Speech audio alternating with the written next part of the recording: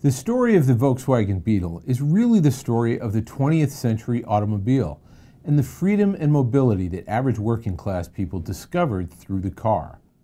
Sure, Ford's Model T came first, and in fact, Adolf Hitler, considered the unfortunate father of the original Volkswagen, was inspired by Ford and the success of the Model T to develop the Beetle as the car that would put the average German citizen on the road to economic prosperity and national loyalty to his regime.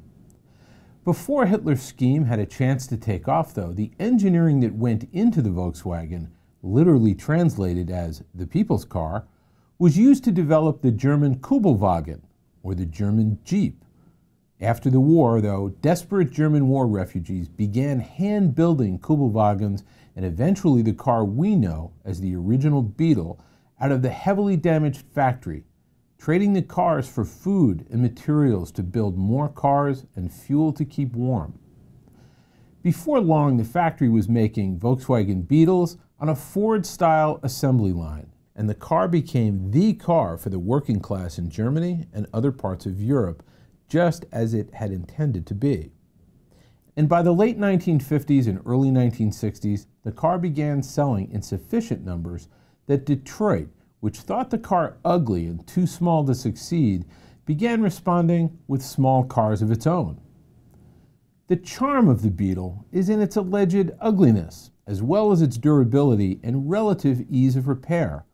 Anyone who has ever owned one can attest that even a novice could lift up the rear tailgate where the engine was housed and change the fuel filter, a spark plug, or rap on the solenoid with a screwdriver as the manual actually instructed if starting up was a problem. So unique for the times, the Beetle inspired an entire movement in the advertising industry, away from over-glamorized sales pitches to the use of humor and irony. Aber die allerwichtigste ist, dass dieser Wagen läuft und läuft und läuft und läuft und läuft und läuft. The image crafted around the Beetle and its mechanical cousins, the microbus and Karmann Ghia coupe, was so sophisticated and hip that consumers of means, like lawyers and doctors, as well as working class people and teachers and of course students, all bought Beetles. The popularity spawned a whole series of Herbie the Love Bug movies from Disney. The car was discontinued for sale in the U.S. in 1979 after 30 years of being sold without a total overhaul of its design and engine. By 1994, without the Beetle, Volkswagen of America was barely alive in the U.S., selling fewer than 50,000 vehicles.